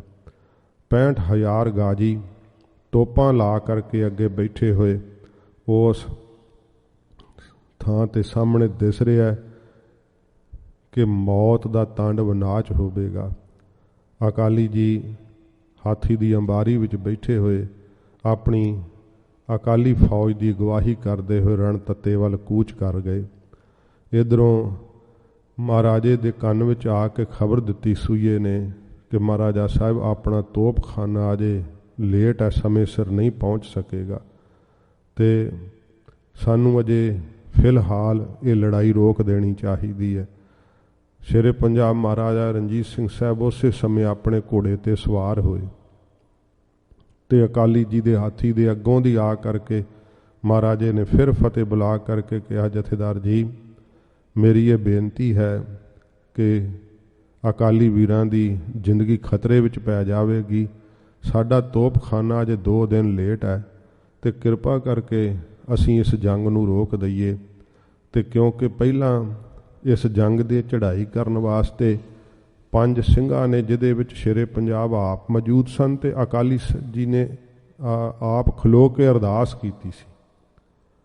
ते जदों महाराजे ने कहा कि सानू तोपखाने की उड़ीक कर लैनी चाहिदी है, तो अकाली वीरां दी जिंदगी मैं खतरे विच नहीं पाउणा चाहुंदा, जथेदार अकाली बाबा फूला सिंह साहिब उन्हां दे नेत्रां विच रोह भर गया। उस समय बहुत जशीले बोल बोलते हुए कहण लगे, महाराजा तैनू माण होवेगा अपनियां तोपां दे उत्ते, तैनू माण होवेगा अपनी फौज दे उत्ते, मैनू केवल ते केवल गुरु ग्रंथ साहिब सच्चे पातशाह दे चरनां विच कीती हुई अरदास दा ओट आसरा है।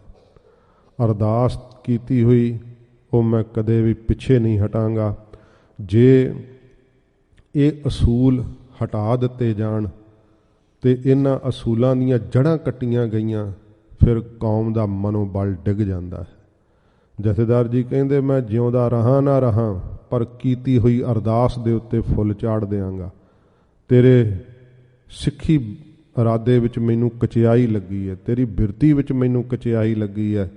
ये ना होवे कि मेरा 2 धारा खंडा तेरे विच दी लंघ जावे, मेरा राह रोकण वाला कोई भी वो हुण मैनू रोक नहीं सकेगा।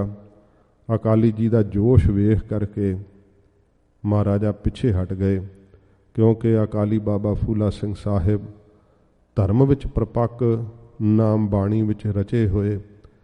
महाराजा साहिब जदों पिछे हट गए, अकाली जी ने सिर दे उत्तों दी श्री साहिब घुमा के अपनी अकाली फौज नूं रण तत्ते विच कूच करन दा जदों आदेश दिता, सत सरी अकाल दे जकारे छुटे।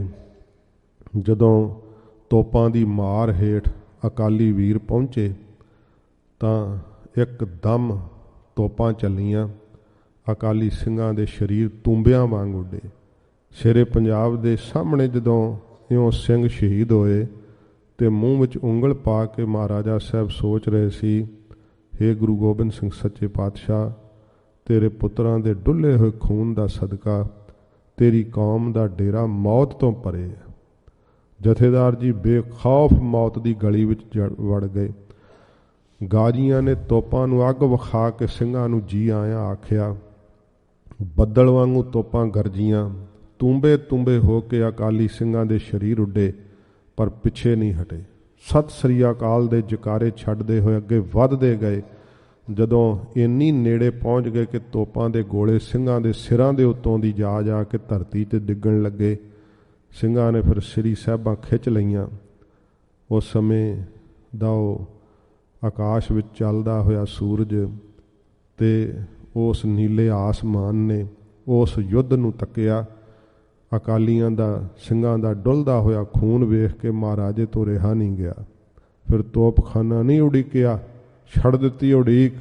सारी दी सारी फौज नूं आदेश दिता ते रण तत्ते वाल नूं झोक दिता। महाराजा साहिब लड़दे हो जदों सामने आ गए, दुश्मन नाल लोहा लै रहे सन, दू बदू लड़ाई हो रही सी। ते समय अकाली बाबा फूला सिंह साहब ने आदेश दिता महाराजे नूं कि तुसीं सामने मोर्चे ते नहीं लड़ सकते, पिछे मोर्चे ते जा करके लड़ो, क्योंकि अकाली बाबा फूला सिंह साहिब इन्ने दूरंदेश ने। उन्हां नूं पता है कि देश की वाग डोर रणजीत सिंह वर्गे सुचज्जे हत्थां विच रहेगी तां देश प्रफुल्लित होवेगा। महाराजा साहब दे शरीर नूं बचाउण लई वास्ते, उन्हां दी सुरੱਖਿਆ वास्ते इस गल नूं मुख रखदिआं अकाली जी ने उन्हां नूं अगे हो के लड़न तो रोक दिता। जदों ये ਯੁੱਧ ਫਿਰ ਅਕਾਲੀਆਂ ਦੀ ਵੀਰਤਾ ਨਾਲ ਸੰਪੂਰਨ ਹੋਇਆ, ਫਤਿਹ ਹੋਈ। ਬਹੁਤ ਭਾਰੀ ਜਿੱਤ ਦੇ ਨਾਲ ਜਦੋਂ ਸਿੰਘਾਂ ਵਿੱਚ ਖੁਸ਼ੀ ਹੋਈ ਤੇ ਖੁਸ਼ੀਆਂ ਦੇ ਸ਼ਾਦਿਆਨੇ ਵੱਜਣ ਲੱਗੇ। ਇੱਧਰੋਂ ਅਕਾਲੀ ਜੀ ਜਦੋਂ ਸਭ ਤੋਂ ਅਖੀਰਲਾ ਮੋਰਚਾ ਤੋੜਦੇ ਹੋ ਜਦੋਂ ਅੱਗੇ ਵਧੇ ਤੇ ਪਠਾਨ ਇੱਕ ਨੇ ਖੱਡ ਵਿੱਚੋਂ ਲੁਕੇ ਹੋਏ ਨੇ ਅਕਾਲੀ ਜੀ ਨੂੰ ਤੱਕ ਕੇ ਗੋਲੀਆਂ ਚਲਾ ਦਿੱਤੀਆਂ। ਜਦੋਂ ਅਕਾਲੀ ਜੀ ਦੇ ਸਿਰ ਵਿੱਚ ਆ ਕਰਕੇ ਗੋਲੀਆਂ ਲੱਗੀਆਂ, ਆਪ ਘੁੰਮ ਕੇ ਧਰਤੀ ਤੇ ਜਾ ਕਰਕੇ ਡਿੱਗੇ, ਸ਼ਹੀਦ ਹੋ ਗਏ। ਜਦੋਂ ਸਾਹਮਣੇ ਮੋਰਚੇ ਤੇ ਅਕਾਲੀ ਜੀ ਸ਼ਹੀਦ ਹੋਏ, ਖਬਰ ਪਿੱਛੇ ਪਹੁੰਚੀ, ਮਹਾਰਾਜਾ ਸਾਹਿਬ ਨੂੰ ਦੱਸਿਆ ਗਿਆ ਕਿ ਅਕਾਲੀ ਬਾਬਾ ਫੂਲਾ ਸਿੰਘ ਸਾਹਿਬ ਜੀ ਸ਼ਹੀਦ ਹੋ ਗਏ ਹੈ। ਉਸ ਸਮੇਂ ਜਿੱਤ ਦੀ ਖੁਸ਼ੀ ਵਿੱਚ ਖੁਸ਼ੀਆਂ ਦੇ ਸ਼ਾਦਿਆਨੇ ਵੱਜ ਰਹੇ ਸੀ। ਮਹਾਰਾਜੇ ਨੇ ਰੋਕ ਦਿੱਤੇ, ਕਿਹਾ ਕਿ ਖੁਸ਼ੀਆਂ ਦੇ ਸ਼ਾਦਿਆਨੇ ਰੋਕ ਦਿਓ। ਆਪ ਸ਼ੇਰੇ ਪੰਜਾਬ ਮਹਾਰਾਜਾ ਰਣਜੀਤ ਸਿੰਘ ਸਾਹਿਬ ਜਦੋਂ ਸਾਹਮਣੇ ਮੋਰਚੇ ਤੇ ਪਹੁੰਚੇ ਜਿੱਥੇ ਅਕਾਲੀ ਜੀ ਸ਼ਹੀਦੀ ਬਾਟਾ ਛਕ ਕੇ ਧਰਤੀ ਤੇ ਲੰਮੇ ਪਏ ਹੋਏ ਸੀ, ਮਹਾਰਾਜੇ ਨੇ ਜਦੋਂ ਅਕਾਲੀ ਜੀ ਨੂੰ ਸ਼ਹੀਦ ਹੋਇਆ ਵੇਖਿਆ, ਅਕਾਲੀ ਜੀ ਦੇ ਚਰਨਾਂ ਤੇ ਨਮਸਕਾਰ ਕਰਦਿਆਂ ਹੋਇਆਂ ਫਿਰ ਸਰਾਣੇ ਵਾਲੇ ਪਾਸੇ ਆ ਕਰਕੇ ਜਦੋਂ ਮਹਾਰਾਜੇ ਨੇ ਆਪਣੇ ਪੱਟ ਦੇ ਉੱਤੇ ਅਕਾਲੀ ਜੀ ਦਾ ਸ਼ੀਸ਼ ਰੱਖਿਆ, ਸਾਡਾ ਇਤਿਹਾਸ ਕਹਿੰਦਾ ਕਿ ਮਹਾਰਾਜਾ ਉਸ ਸਮੇਂ ਭੁੱਬਾਂ ਮਾਰ ਕੇ ਰੋਇਆ, ਕਿਉਂਕਿ ਸ਼ੇਰੇ ਪੰਜਾਬ ਮਹਾਰਾਜਾ ਰਣਜੀਤ ਸਿੰਘ ਸਾਹਿਬ ਜਾਣਦੇ ਸੀ ਕਿ ਇਹੋ ਜਿਹਾ ਸਿਰਲੱਥ ਯੋਧਾ ਪੈਦਾ ਕਰਨਾ ਬਹੁਤ ਔਖਾ ਹੈ, ਜਿਨ੍ਹਾਂ ਨੇ ਆਪਣਾ ਸਾਰਾ ਜੀਵਨ ਹੀ ਕੌਮ ਦੇ ਉੱਤੋਂ ਨਿਸ਼ਾਵਰ ਕੀਤਾ ਹੋਵੇ, ਧਰਮ ਲਈ ਵਾਰਿਆ ਹੋਵੇ। ਫਿਰ ਮਹਾਰਾਜਾ ਸਾਹਿਬ ਨੇ ਚੰਦਨ ਦੀ ਚਿਖਾ ਤਿਆਰ ਕਰਵਾ ਕਰਕੇ ਬਹੁਤ ਸਨਮਾਨ ਦੇ ਨਾਲ ਅਕਾਲੀ ਜੀ ਦਾ ਅੰਤਮ ਸੰਸਕਾਰ ਕਰਵਾਇਆ। ਜਦੋਂ ਕਹਿੰਦੇ ਅਕਾਲੀ ਜੀ ਦੀ ਚਿਖਾ ਬਲ ਰਹੀ ਸੀ, ਉਸ ਸਮੇਂ ਸ਼ੇਰੇ ਪੰਜਾਬ ਮਹਾਰਾਜਾ ਰਣਜੀਤ ਸਿੰਘ ਸਾਹਿਬ ਦੇ ਬੋਲ ਸੀ ਕਿ ਅਕਾਲੀ ਬਾਬਾ ਫੂਲਾ ਸਿੰਘ ਸਾਹਿਬ ਜਥੇਦਾਰ ਸ਼੍ਰੀ ਅਕਾਲ ਤਖਤ ਸਾਹਿਬ ਦੀ ਚਿਖਾ ਨਹੀਂ ਬਲ ਰਹੀ, ਇਹ ਖਾਲਸਾ ਰਾਜ ਦੀ ਚਿਖਾ ਬਲ ਰਹੀ ਹੈ। ਮੇਰੇ ਰਾਜ ਦੇ ਤਖਤੇ ਦਾ ਇੱਕ ਥੰਮ ਡਿੱਗ ਗਿਆ। ਇਹ ਸ਼ੇਰੇ ਪੰਜਾਬ ਮਹਾਰਾਜਾ ਰਣਜੀਤ ਸਿੰਘ ਸਾਹਿਬ ਦੇ ਬੋਲ ਸੀਗੇ। ਆਪ ਦੇ ਸ਼ਹੀਦੀ ਅਸਥਾਨ ਨੂੰ ਕਾਇਮ ਕੀਤਾ। ਬਹੁਤ ਘੁਮਾ ਜ਼ਮੀਨ ਜਿਹੜੀ ਸੀ ਉਹ ਸਥਾਨ ਦੇ ਨਾਮ ਲਾਈ। ਜਦੋਂ ਕਦੇ ਮਹਾਰਾਜਾ ਦੌਰਾ ਕਰਨ ਉੱਧਰ ਜਾਇਆ ਕਰਦੇ, ਬਹੁਤ ਜ਼ਿਆਦਾ ਸਤਿਕਾਰ ਨਾਲ ਉੱਥੇ ਨਤਮਸਤਕ ਹੁੰਦੇ, ਜੋੜ ਮੇਲਾ ਕਰਵਾਇਆ ਕਰਦੇ। ਅਕਾਲੀ ਬਾਬਾ ਫੂਲਾ ਸਿੰਘ ਸਾਹਿਬ ਅੱਜ ਉਹਨਾਂ ਦਾ ਸ਼ਹੀਦੀ ਦਿਹਾੜਾ ਹੈ, ਇਸ ਕਰਕੇ ਸੰਖੇਪ ਰੂਪ ਵਿੱਚ ਬੇਨਤੀ ਕੀਤੀ ਹੈ। ਆਓ ਚੇਤਰ ਦੇ ਮਹੀਨੇ ਦੀ ਕਥਾ ਸਰਵਣ ਕਰੀਏ ਤੇ ਫਿਰ ਆਪਾਂ ਸਮਾਪਤੀ ਕਰਦੇ ਹਾਂ। ਮਹਾਰਾਜ ਸੱਚੇ ਪਾਤਸ਼ਾਹ ਜੀ ਜੋ ਪਹਿਲੀ ਪੌੜੀ ਮੰਗਲਾ ਚਰਨ ਰੂਪ ਬਖਸ਼ਿਸ਼ ਕਰਦੇ ਹੈ, ਸਵੇਰੇ ਵੀ ਅਰਥ ਹੋਏ ਸਨ, ਥੋੜ੍ਹੇ ਜਿਹੇ ਅਰਥ ਹੁਣ ਜਿਹੜੇ ਹੈ ਉਹ ਜਿਹੜੇ ਹੈ ਅੰਤਰੀਵ ਭਾਵ ਦੇ ਨਾਲ ਹੋਣਗੇ। ਆਪ ਜੀ ਪਿਆਰ ਸ਼ਰਧਾ ਨਾਲ ਸਰਵਣ ਕਰੋ ਜੀ। ਸਤਨਾਮ ਸ੍ਰੀ ਵਾਹਿਗੁਰੂ ਸਾਹਿਬ ਜੀ। 12 ਮਾਹ ਮਾਝ ਮਹੱਲਾ ਪੰਜਵਾ ਘਰ ਚੌਥਾ। ਮਾਝ ਰਾਗ ਹੈ, 12ਵਾਂ ਬਾਣੀ ਦਾ ਨਾਮ ਹੈ। 12 ਮਹੀਨੇ ਜਿਹਦੇ ਵਿੱਚ ਮਹਾਰਾਜ ਨੇ ਇੱਕ ਇੱਕ ਮਹੀਨੇ ਦੀ ਸਿੱਖਿਆ ਦਿੱਤੀ ਹੈ। ਤੇ ਪੰਜਵੇਂ ਪਾਤਸ਼ਾਹ ਦੀਨ ਦਿਆਲ ਸਤਿਗੁਰੂ ਧੰਨ ਗੁਰੂ ਅਰਜਨ ਸਾਹਿਬ ਜੀ ਮਹਾਰਾਜ ਹਜੂਰ ਚੌਥੇ ਘਰ ਸੋ ਤਾਲ ਵਿੱਚ ਬਾਣੀ ਉਚਾਰਦੇ ਨੇ। ਇੱਕ ਓੰਕਾਰ ਸਤਿਗੁਰ ਪ੍ਰਸਾਦ। ਅਦੁੱਤੀ ਪਰਮੇਸ਼ਰ ਇੱਕ ਹੈ, ਜਿਹਦੇ ਵਰਗਾ ਕੋਈ ਹੋਰ ਦੂਸਰਾ ਨਹੀਂ। ਓੰਕਾਰ ਉਹ ਸਭ ਦੇ ਉਤਪੰਨ ਕਰਨ ਵਾਲਾ ਹੈ, ਸਭ ਦਾ ਪ੍ਰਕਾਸ਼ਕ ਹੈ ਤੇ ਸਤ ਤਿੰਨਾਂ ਕਾਲਾਂ 'ਚ ਰਹਿਣ ਵਾਲਾ ਹੈ। ਗੁਰ ਚੇਤਨ ਸਰੂਪ ਹੈ ਤੇ ਪ੍ਰਸਾਦ ਆਨੰਦ ਸਰੂਪ ਹੈ। ਕਿਰਤ ਕਰਮ ਕੇ ਵਿਛੋੜੇ। ਸੱਚੇ ਪਾਤਸ਼ਾਹ ਮਹਾਰਾਜ ਅਸੀਂ ਵਾਹਿਗੁਰੂ ਤੋਂ ਵਿਛੜ ਕਿਵੇਂ ਗਏ ਆ ਮਹਾਰਾਜ? ਸਤਿਗੁਰੂ ਜੀ ਕਹਿੰਦੇ ਕੀਤੇ ਹੋਏ ਪੂਰਬਲੇ ਜਿਹੜੇ ਬੁਰੇ ਕਰਮ ਹੈ ਨਾ, ਉਹਨਾਂ ਕਰਕੇ ਵਾਹਿਗੁਰੂ ਤੋਂ ਵਿਛੜ ਗਏ ਆ ਅਸੀਂ। ਸੱਚੇ ਪਾਤਸ਼ਾਹ ਮਹਾਰਾਜ ਸਾਨੂੰ ਬੇਨਤੀ ਕਰਨ ਦੀ ਵੀ ਜਾਚ ਦੱਸਦੇ ਆ। ਹਜ਼ੂਰ ਕਹਿੰਦੇ ਆ ਵਾਹਿਗੁਰੂ ਦੇ ਅੱਗੇ ਬੇਨਤੀ ਕਰੀਏ ਮਹਾਰਾਜ ਅਸੀਂ, ਕਿਉਂਕਿ ਪਰਮੇਸ਼ਰ ਵਿੱਚ ਦੋਸ਼ ਨਹੀਂ ਆਰੋਪਣਾ ਚਾਹੀਦਾ। ਮਹਾਰਾਜ ਕਿਹਾ ਦੱਦਾ ਦੋਸ਼ ਨਾ ਦਿਓ ਕਿਸੈ, ਦੋਸ਼ ਕਰਮਾਂ ਆਪਣਿਆਂ। ਜੋ ਮੈਂ ਕੀਆ ਸੋ ਮੈਂ ਪਾਇਆ, ਦੋਸ਼ ਨਾ ਦੀਜੈ ਅਵਰ ਜਨਾ। ਇਸ ਕਰਕੇ ਇਹ ਸਤਿਗੁਰੂ ਸਾਨੂੰ ਬੇਨਤੀ ਕਰਨ ਦੀ ਜਾਚ ਦੱਸਦੇ ਆ। ਮਹਾਰਾਜ ਜਿਹੜੇ ਕੀਤੇ ਕਰਮ ਹੈ ਨਾ, ਨਹੀਂ ਚੰਗੇ ਕਰਮ ਕੀਤੇ ਤਾਂ ਮਹਾਰਾਜ ਉਸ ਕਰਕੇ ਆਪ ਜੀ ਤੋਂ ਅਸੀਂ ਵਿਛੜ ਗਏ ਹਾਂ। ਸੱਚੇ ਪਾਤਸ਼ਾਹ ਸਾਡੀ ਬਿਰਤੀ ਵਿਛੜ ਗਈ ਹੈ। ਹੁਣ ਵੀ ਜੇ ਅਸੀਂ ਕਰਮ ਨਹੀਂ ਚੰਗੇ ਕਰਦੇ ਤੇ ਬਿਰਤੀ ਜਿਹੜੀ ਹੈ ਪਰਮੇਸ਼ਰ ਤੋਂ ਭੁੱਲ ਜਾਂਦੀ ਹੈ। ਫਿਰ ਪਰਮੇਸ਼ਰ ਤੋਂ ਅਸੀਂ ਦੂਰ ਚਲੇ ਜਾਂਦੇ, ਵਿਛੜ ਗਏ ਆ ਮਹਾਰਾਜ ਆਪ ਜੀ ਤੋਂ। ਕਰ ਕਿਰਪਾ ਮਿਲੋ ਰਾਮ। ਹੇ ਵਾਹਿਗੁਰੂ, ਸਾਡੇ ਤੇ ਕਿਰਪਾ ਕਰੋ ਮਹਾਰਾਜ, ਸਾਨੂੰ ਆਪਣੇ ਨਾਲ ਮੇਲ ਲਵੋ, ਆਪਣੀ ਸਤ ਸੰਗਤ ਦਿਓ, ਨਿਤਨੇਮ ਦੀ ਦਾਤ ਦਿਓ, ਅੰਮ੍ਰਿਤ ਵੇਲਾ ਦਿਓ ਮਹਾਰਾਜ। ਸੁਰਤ ਜੋੜ ਕੇ ਆਪ ਦੇ ਸ਼ਬਦ ਦਾ ਜਾਪ ਕਰੀਏ। ਸੱਚੇ ਪਾਤਸ਼ਾਹ ਮਹਾਰਾਜ ਸਾਨੂੰ ਵਿਛੜਿਆਂ ਹੋਇਆਂ ਨੂੰ ਮੇਲ ਲਓ। ਬੁਰੇ ਕਰਮਾਂ ਦੇ ਕਰਨੇ ਕਰਕੇ, ਕੀਤੇ ਹੋਏ ਭੈੜੇ ਕਰਮਾਂ ਦੇ ਕਰਕੇ ਆਪ ਤੋਂ ਵਿਛੜ ਗਏ ਹਾਂ ਮਹਾਰਾਜ। ਸਾਨੂੰ ਕਿਰਪਾ ਕਰਕੇ ਇਸ ਮਨੁੱਖਾ ਜਨਮ ਵਿੱਚ ਹੁਣ ਮੇਲ ਲਵੋ ਆਪਣੀ ਸੰਗਤ ਵਿੱਚ, ਆਪਣੇ ਚਰਨਾਂ ਨਾਲ। ਚਾਰ ਕੁੰਟ ਦਹਿ ਦਿਸ ਭ੍ਰਮੇ। ਸੱਚੇ ਪਾਤਸ਼ਾਹ ਮਹਾਰਾਜ ਅਸੀਂ ਚੌਹਾਂ ਹੀ ਕੁੰਟਾਂ ਵਿੱਚ ਸੱਚੇ ਪਾਤਸ਼ਾਹ ਮਹਾਰਾਜ ਭਰਮ ਕਰਕੇ, ਭਰਮਣਾ ਕੀ ਹੁੰਦਾ ਹੈ?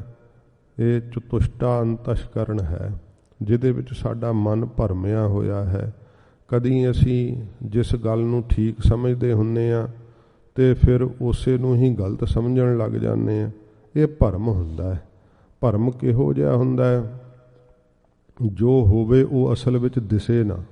ਜਿਵੇਂ ਪ੍ਰਮਾਣ ਮਾਤਰ ਰੱਸੀ ਪਈ ਹੁੰਦੀ ਹੈ ਤੇ ਰਾਤ ਦੇ ਹਨੇਰੇ ਵਿੱਚ ਨਾ ਪੂਰਾ ਹਨੇਰਾ ਹੁੰਦਾ, ਨਾ ਪੂਰਾ ਚਾਨਣ ਹੁੰਦਾ, ਤੇ ਉਹ ਰੱਸੀ ਸੱਪ ਪ੍ਰਤੀਤ ਹੋਣ ਲੱਗ ਪੈਂਦੀ ਹੈ ਵੀ ਸੱਪ ਵਾ, ਤੇ ਡਰ ਜਾਂਦਾ ਵੇਖ ਕਰਕੇ ਮਨੁੱਖ ਵੀ ਇਹ ਸੱਪ ਹੈ।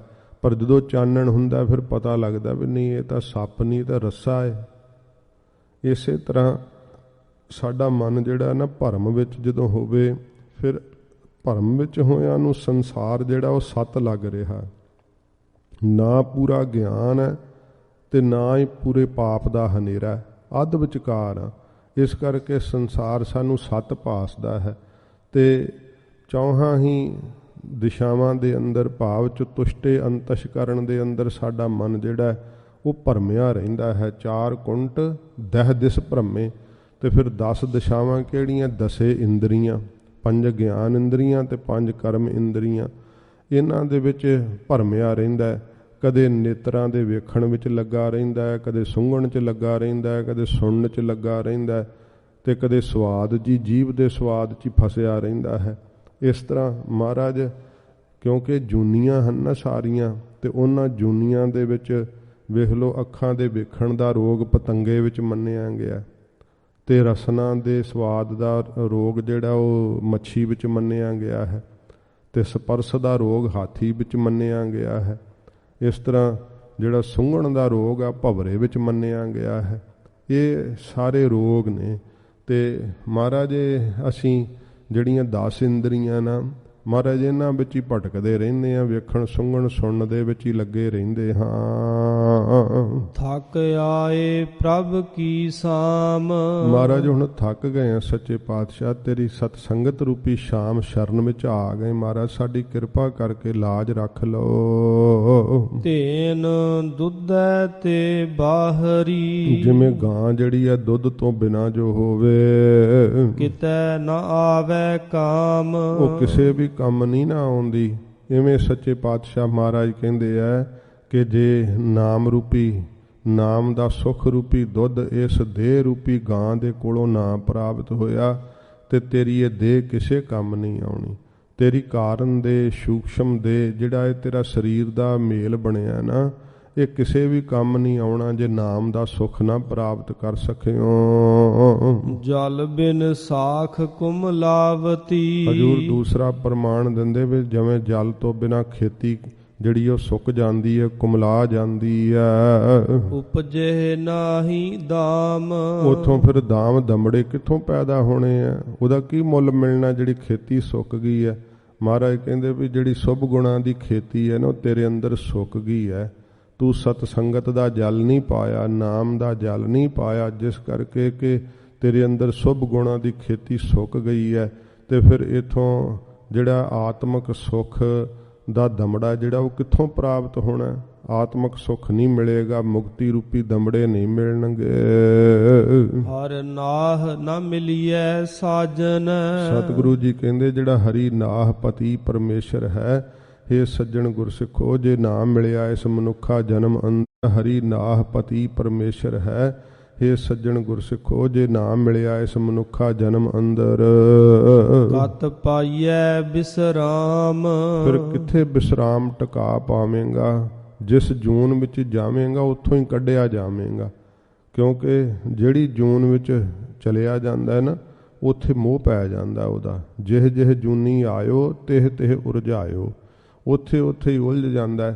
ਇੱਕ ਕੋਈ ਪੰਡਤ ਸੀ, ਉਹ ਗਿਆਨਵਾਨ ਸੀ। ਉਹ ਜਦੋਂ ਮਰਨ ਲੱਗਿਆ ਤੇ ਉਹਨੂੰ ਸੋਝੀ ਸੀਗੀ, ਆਪਣੇ ਪੁੱਤਰਾਂ ਨੂੰ ਕਹਿੰਦਾ ਵੀ ਲੈ ਵੀ ਮੇਰਾ ਇੱਕ ਕਰਮ ਮਾੜਾ ਸੀਗਾ ਤੇ ਮੈਂ ਨਾ ਸੂਰਨੀ ਦੇ ਪੇਟੋਂ ਪੈਦਾ ਹੋਣਾ ਤੇ ਮੇਰਾ ਸੂਰ ਦਾ ਜਨਮ ਹੋਣਾ ਉਦੋਂ, ਤੇ ਮੇਰੇ ਪੇਟ ਵਿੱਚ ਚਿੱਟਾ ਦਾਗ ਹੋਊਗਾ ਤੇ ਉਹ ਤੁਸੀਂ ਲੱਭ ਕੇ ਤੇ ਮੈਨੂੰ ਮਾਰ ਦਿਓ ਤੇ ਮੇਰੀ ਜੂਨ ਛਡਾ ਦਿਓ। ਉਹ ਜਦੋਂ ਚੜ੍ਹਾਈ ਕਰ ਗਿਆ, ਫਿਰ ਸਮਾਂ ਪਾ ਕੇ ਉਹ ਜਦੋਂ ਸੂਰਨੀ ਦੇ ਪੇਟੋਂ ਪੈਦਾ ਹੋਇਆ ਤੇ ਉਹਦੇ ਬੱਚਿਆਂ ਵੇਖਿਆ ਗਾ ਵੀ ਵਾਕਈ ਉਹ ਇੱਕ ਦੇ ਪੇਟ ਵਿੱਚ ਦਾਗ ਸੀ ਚਿੱਟਾ। ਜਦੋਂ ਉਹਨੂੰ ਫੜ ਕੇ ਮਾਰਨ ਲੱਗੇ ਨਾ ਤੇ ਭੱਜਿਆ, ਛੁਡਾ ਕੇ ਘੁਰ ਕਰਨ ਲੱਗਾ। ਉਹਨਾਂ ਨੂੰ ਜਣਾਉਂਦਾ ਹੈ ਕਿ ਹੁਣ ਮੇਰਾ ਇਸ ਜੂਨ ਨਾਲ ਪਿਆਰ ਹੈ, ਮੈਨੂੰ ਮਾਰਿਓ ਨਾ, ਕਿਉਂਕਿ ਜਿਸ ਜੂਨ ਵਿੱਚ ਆ ਜਾਂਦਾ ਉੱਥੇ ਹੀ ਪ੍ਰੇਮ ਪੈ ਜਾਂਦਾ ਹੈ। ਤੋ ਸਤਿਗੁਰੂ ਜੀ ਗਰੀਬ ਨਵਾਜ ਸਿੱਖਿਆ ਦਿੰਦੇ ਇਸੇ ਪ੍ਰਕਾਰ। ਸ਼ਰਾਬ ਸੀਗਾਰ ਹਰ ਨਾਹ ਨਾ ਮਿਲੀਐ ਸਾਜਨ। ਹਰ ਨਾਹ ਨਾ ਮਿਲੀਐ ਸਾਜਨ। ਮਹਾਰਾਜ ਕਹਿੰਦੇ ਜੇ ਇਸ ਜਨਮ ਵਿੱਚ ਹੁਣ ਤੈਨੂੰ ਹਰੀ ਪ੍ਰਮਾਤਮਾ ਪਤੀ ਜੇ ਨਾ ਮਿਲਿਆ ਤਾਂ ਕਤ ਪਾਈਐ ਬਿਸਰਾਮ। ਫਿਰ ਕਿੱਥੇ ਟਿਕਾ ਪਾਵੇਂਗਾ? ਹੋਰ ਜੂਨ ਚ ਨਹੀਂ ਨਾ ਬੰਦਗੀ ਕਰ ਸਕਦਾ, ਫਿਰ ਭਟਕਦਾ ਹੀ ਰਹੇਗਾ। ਕਿੱਥੇ ਫਿਰ ਵਿਸਰਾਮ ਪਾਵੇਂਗਾ? ਹੁਣ ਤੈਨੂੰ ਵਿਸਰਾਮ ਪਾਉਣ ਦੀ ਵਾਰੀ ਮਿਲੀ ਹੈ, ਟਿਕ ਜਾਵੇਂਗਾ। ਮਹਾਰਾਜ ਸੱਚੇ ਪਾਤਸ਼ਾਹ ਕਿਰਪਾ ਕਰਨਗੇ, ਵਿਸ਼ਰਾਮ ਐਸਾ ਪਾਵੇਂਗਾ ਸਤ ਸੰਗਤ ਕਰਦਾ ਹੋਇਆ ਕਿ ਜੂਨੀਆਂ ਦੇ ਭਟਕਣ ਤੋਂ ਬਚ ਜਾਵੇਂਗਾ। ਜੇ ਤੋ ਘਰ ਹਰ ਕੰਤ ਨਾ ਪ੍ਰਗਟਾਈ। ਜਿਸ ਹਿਰਦੇ ਰੂਪੀ ਘਰ ਦੇ ਵਿੱਚ ਮੇਰਾ ਹਰੀ ਕੰਤ ਪਤੀ ਪ੍ਰਮਾਤਮਾ ਪ੍ਰਗਟ ਨਹੀਂ ਹੁੰਦਾ। ਪਾਠ ਨਗਰ ਸੇ ਗ੍ਰਾਮ। ਮਹਾਰਾਜ ਕਹਿੰਦੇ ਭਾਈ ਉਹ ਜਿਵੇਂ ਮਹਾਰਾਜ ਕਿਹਾ ਕਿ ਨਾਮ ਤੋਂ ਬਿਨਾ ਜਿੱਥੇ ਨਾਮ ਜਪੀਐ ਪ੍ਰਭ ਪਿਆਰੇ ਸੇ ਅਸਥਿਲ ਸੋਇਨ ਚੁਬਾਰੇ। ਜਿੱਥੇ ਨਾਮ ਨਾ ਜਪੀਆ ਮੇਰੇ ਗੋਇੰਦਾ ਸੇਈ ਨਗਰ ਉਜਾੜੀ ਜੀਓ। ਉਹ ਨਗਰ ਉਹ ਸ਼ਹਿਰ, ਨਗਰਾਂ ਦੀ ਨਿਆਈ ਕਿਹੜੇ ਐ? ਸਰੀਰ ਹੈ ਨਾ ਜੀਆਂ ਦੇ, ਤੇ ਜਿਹੜੇ ਸ਼ਹਿਰਾਂ ਦੀ ਨਿਆਈ ਵੱਡੇ ਅਮੀਰ ਲੋਕ ਜਿਹੜੇ ਐ, ਮਹਾਰਾਜ ਕਹਿੰਦੇ ਭਾਈ ਸਭ ਭੱਠ ਦੀ ਤਰ੍ਹਾਂ ਹੀ ਭਖਦੇ ਐ। ਵਾਹਿਗੁਰੂ ਦਾ ਨਾਮ ਨਹੀਂ ਜਿਨ੍ਹਾਂ ਨੇ ਪ੍ਰਾਪਤ ਕੀਤਾ। ਸ਼ਰਾਬ ਸੀਗਾਰ ਤੰਬੋਲ ਰਸ। ਮਹਾਰਾਜ ਇੱਥੇ ਸਿੱਖਿਆ ਦਿੰਦੇ ਆ ਵੀ ਜਿਹੜੀ ਇਸਤਰੀ ਦਾ ਪਤੀ ਨਹੀਂ ਹੈ ਤੇ ਉਹ ਜੇ ਸ਼ਿੰਗਾਰ ਲਾਵੇ ਤੇ ਫਿਰ ਉਹ ਸ਼ਿੰਗਾਰ ਕਾਹਦੇ ਵਾਸਤੇ ਹੈ? ਉਹਦੇ ਲਾਏ ਹੋਏ ਸ਼ਿੰਗਾਰ ਸਫਲੇ ਨਹੀਂ ਨਾ। ਜਿਹਨੂੰ ਵਾਹਿਗੁਰੂ ਨਾਮ ਰਸ ਨਹੀਂ ਆਇਆ, ਪਰਮੇਸ਼ਰ ਦੀ ਸਾਖਿਆਤਤਾ ਨਹੀਂ ਹੋਈ, ਤਾਂ ਮਹਾਰਾਜ ਕਹਿੰਦੇ ਜਿਵੇਂ ਸ਼ਰਾਬ ਸੀਗਾਰ ਸਾਰੇ ਲਾਏ ਹੋਏ ਇਸਤਰੀ ਦੇ ਸ਼ਿੰਗਾਰ, ਤੇ ਮਹਾਰਾਜ ਕਹਿੰਦੇ ਖਾਧੇ ਹੋਏ ਪਾਨਾਂ ਦੇ ਬੀੜੇ ਜਿੱਦਾਂ ਵਿਅਰਥ ਹੁੰਦੇ ਆ, ਇਸੇ ਤਰ੍ਹਾਂ ਉਹਨਾਂ ਦੇ ਸਾਧਨਾ ਰੂਪੀ ਸ਼ਿੰਗਾਰ ਸਾਰੇ ਵਿਅਰਥ ਚਲੇ ਜਾਂਦੇ ਆ। ਮਹਾਰਾਜ ਕਹਿੰਦੇ ਭਾਈ ਜਿਹੜੇ ਇਸ ਪ੍ਰਕਾਰ ਬੋਲੇ ਹੋਏ ਮਹਾਵਾਕਾਂ ਦੇ ਪਾਨਾਂ ਰੂਪੀ ਬੀੜੇ ਵੀ ਵਿਅਰਥ ਚਲੇ ਜਾਂਦੇ ਹਨ। ਸਣ ਦੇਹੀ ਸਭ ਖਾਮ। ਸਮੇਤ ਦੇਹ ਦੇ ਸਭ ਕੁਝ ਵਿਅਰਥ ਹੋ ਜਾਂਦਾ ਹੈ ਜੇ ਵਾਹਿਗੁਰੂ ਦਾ ਨਾਮ ਰਸ ਨਹੀਂ ਆਇਆ ਤਾਂ। ਪ੍ਰਭ ਸੁਆਮੀ ਕੰਤ ਵਿਹੂਣੀਆ। ਜਿਹੜੇ ਮੇਰੇ ਵਾਹਿਗੁਰੂ ਤੋਂ ਪ੍ਰਭੂ ਤੋਂ ਸੁਆਮੀ ਤੋਂ ਕੰਤ ਤੋਂ ਸਖਣੀਆਂ ਹਨ, ਜਿਨ੍ਹਾਂ ਨੂੰ ਪਤੀ ਪ੍ਰਮਾਤਮਾ ਜੀਵ ਰੂਪੀ ਇਸਤਰੀਆਂ ਨੂੰ ਨਹੀਂ ਮਿਲਿਆ। ਮੀਤ ਸੱਜਣ ਸਭ ਜਾਮ। ਫਿਰ ਪੜੋ ਪਿਛਲੀ ਪੰਕਤੀ। ਪ੍ਰਭ ਸੁਆਮੀ ਕੰਤ ਵਿਹੂਣੀਆ। ਮਹਾਰਾਜ ਕਹਿੰਦੇ ਭਾਈ ਜਿਹੜੇ ਪਰਮੇਸ਼ਰ ਦੇ ਨਾਮ ਰਸ ਤੋਂ ਵਿਹੂਣੇ ਆ, ਸਖਣੇ ਹਨ ਪ੍ਰਭੂ ਨੂੰ ਸੁਆਮੀ ਨੂੰ, ਜਿਨ੍ਹਾਂ ਨੇ ਕਦੇ ਨਹੀਂ ਜਪਿਆ।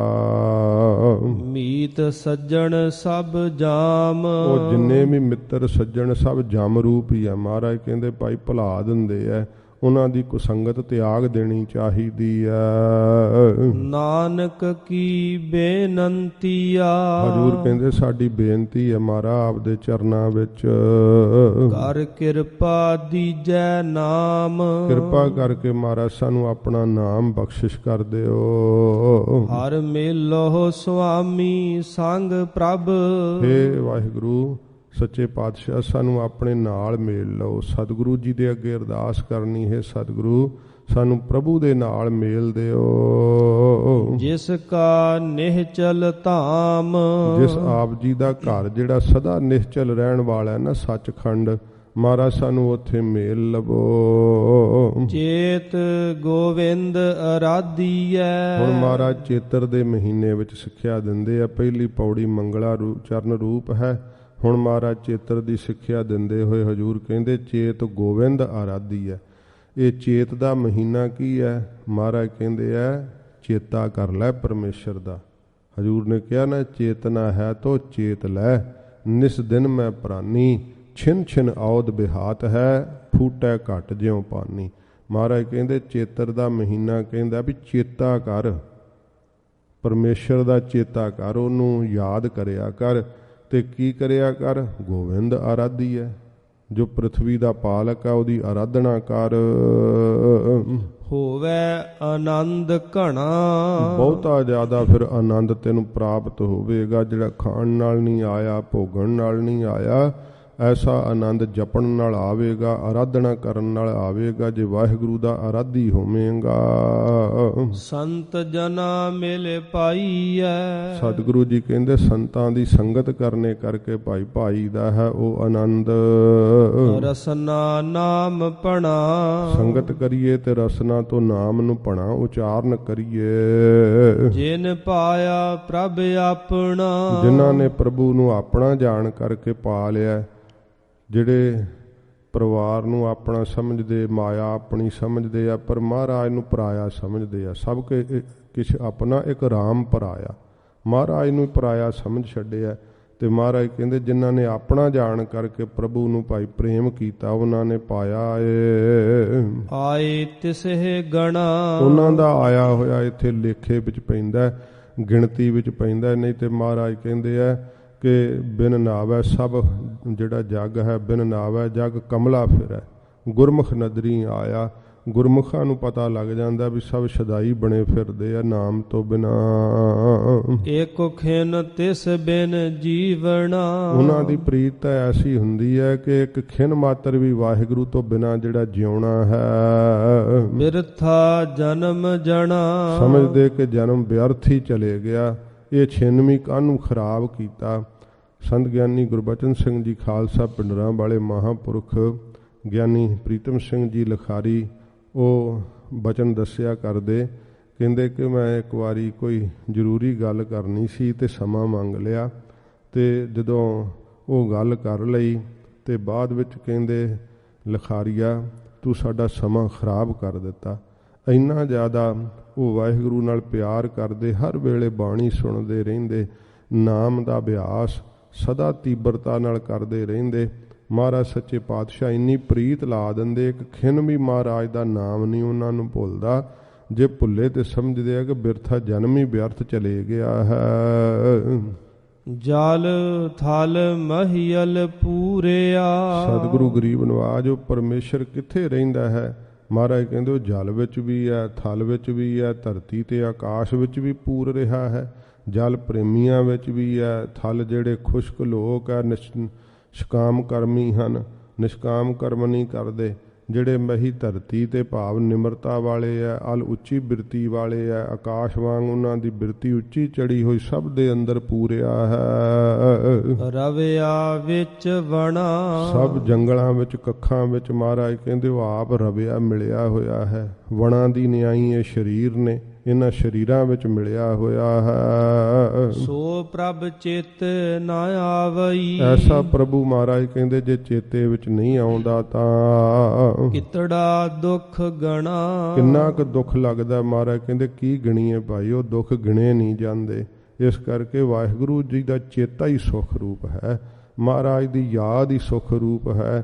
ਜਿੰਨੇ ਕੁ ਸੁੱਖ ਆਪਾਂ ਭੋਗ ਰਹੇ ਹਾਂ ਨਾ, ਇਹ ਆਪਾਂ ਚੇਤਾ ਕੀਤਾ, ਨਾਮ ਜਪਿਆ ਪਹਿਲਾਂ, ਤਾਂ ਸਾਨੂੰ ਇਹ ਸੁੱਖ ਮਿਲੇ, ਐਵੇਂ ਨਹੀਂ ਮਿਲਦੇ।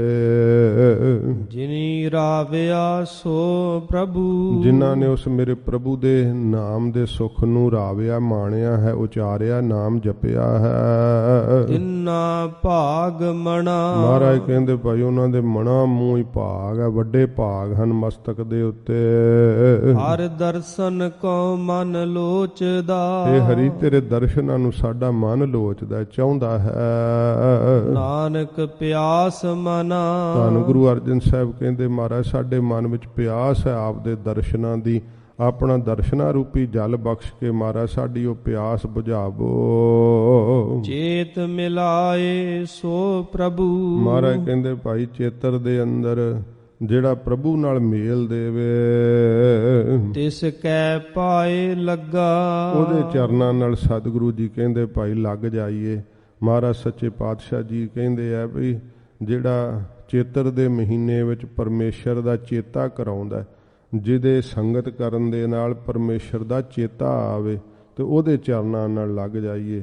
ਅਰਦਾਸ ਵਿੱਚ ਵੀ ਬੇਨਤੀ ਕਰੀਦੀ ਹੈ ਨਾ, ਮਹਾਰਾਜ ਤਿੰਨਾਂ ਗੁਰਮੁਖਾਂ ਦਾ ਮੇਲ ਬਖਸ਼ਣਾ, ਜਿਨ੍ਹਾਂ ਦੇ ਮਿਲਿਆ ਤੇਰਾ ਨਾਮ ਚੇਤੇ ਆਵੇ, ਤੇ ਜਿਨ੍ਹਾਂ ਦੇ ਮਿਲਿਆ ਤੇਰਾ ਨਾਮ ਭੁੱਲੇ, ਉਹਨਾਂ ਦਾ ਨਾ ਮਹਾਰਾਜ ਸਾਡੇ ਨਾਲ ਮੇਲ ਕਰਾਇਓ।